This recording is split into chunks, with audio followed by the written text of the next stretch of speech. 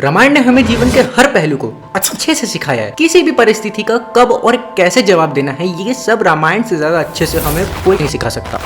आज मैं आपको अपनी video financial lessons from Ramayan में जो भी बातें बताऊंगा, अगर आपने उन सब बातों को मान लिया ना, तो आपकी लाइफ में कभी भी पैसे की कमी वाली सिचुएशन आ ही नहीं सकती। चलिए बिना किसी देरी के स्टार्ट करते हैं, वरना आपका टाइम वेस्ट करूंगा, ज्यादा ज्ञान फैलूंगा तो आप ही मुझे डिच कर दोगे, मेरी वीडियो हटा दोगे। बस स्टार्ट करते हैं। तो पहली सीख है क्लियरली डिफाइन योर बजट। हमें हमेशा अपनी लक्ष्मण रेखा में ही रहना चाहिए, मतलब अपनी लिमिट तय रखनी चाहिए। चाहे आप कितना भी कमाते हो, पर अपना एक बजट डिफाइन रखना चाहिए कि इतने से ज्यादा खर्च नहीं करना है, इतने से ज्यादा इन्वेस्ट नहीं करना है और इतना सेव करते रहना है। और यही फिजूल खर्ची रोकने के लिए एक सबसे अच्छा उपाय होता है। और कभी भी अपनी लक्ष्मण रेखा को मत लांघना, वरना तुम तो जानते ही हो कि लक्ष्मण रेखा लांघने का क्या रिजल्ट होता है। अगला लेसन, लिविंग मनी अनइन्वेस्टेड और selling during market declines. Shri Ram अपना सब कुछ देने को तैयार थे माता सीता को लंका से वापस लाने के लिए, और वो मन में ठान लिए थे कि उनको क्या करना है। और उनकी यात्रा में बहुत लोगों ने उनसे रावण की महानता और शक्ति के बारे में बताया, उनको डराने की कोशिश करी, पर माता सीता को वापस लाने के लिए वो कमिटेड थे। उनके ऊपर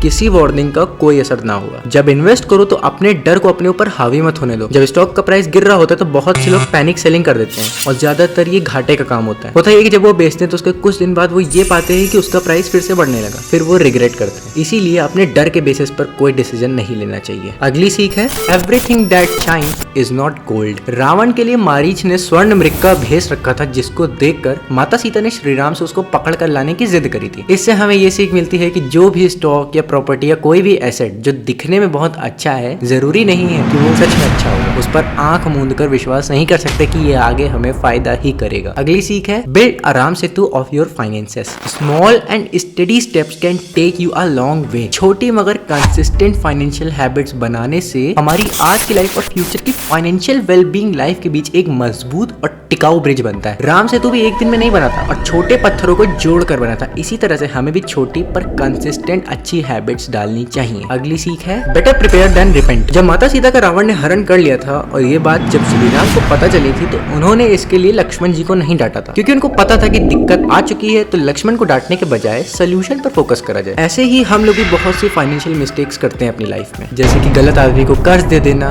या गलत स्टॉक में इन्वेस्ट करना। तो हम लोगों को अपनी गलती से सीख कर आगे बढ़ना चाहिए, ना कि उस गलती के पीछे रिग्रेट करना चाहिए। अगली सीख trying to outperform the market. Shri Ram के लिए माता सीता को लंका से मुक्त कराकर लाना आसान नहीं था, पर अगर वो स्मार्ट और शक्तिशाली ना होते तो अपना लक्ष्य ना हासिल कर पाते। उनकी सबसे बड़ी क्वालिटी ये थी कि उन्होंने कभी भी अपने सेंटिमेंट्स और इमोशंस को अपने ऊपर हावी नहीं होने दिया। यही चीज हमें फाइनेंस में भी समझनी चाहिए। हमारे पैनिक जजमेंट बहुत नेगेटिव इंपैक्ट डालते हैं हमारी फाइनेंशियल कंडीशंस पर। आपका फाइनेंशियल जजमेंट सिर्फ तभी सही होगा जब वो हर तरह से लॉजिकल होगा। अगला लेसन है eliminate the evils that affect our wealth creation. Shri Ram ने और उनकी पूरी वानर सेना ने बहुत ही बहादुरी से अपने राह में आई हर समस्या को जड़ से खत्म कर दिया। उनके केस में उनकी समस्या राक्षसी सेना थी, पर हमारे केस में क्रेडिट कार्ड डेब्ट, किसी भी तरीके का कर्ज, अनप्रॉफिटेबल रूट्स को प्रॉफिटेबल रूट्स में बनाना, इन सब चीजों को हम भी अपनी पूरी ताकत लगाकर कॉन्क्वर कर सकते हैं। और सच्चे मन से पूरी ताकत लगाकर धैर्य रखकर लड़ने से जब इतनी खतरनाक राक्षसी सेना वानर सेना से हार गई, तो ये समस्या तो बहुत छोटी है। अगली सीख है डिसिप्लिन इज एवरीथिंग। ये बहुत ही मेन सीख है। श्री राम ने कभी भी अपने धर्म से कॉम्प्रोमाइज नहीं करा, वो डिसिप्लिन रहे। उन्होंने अपनी लाइफ के हर रोल में, भले ही पुत्र हो,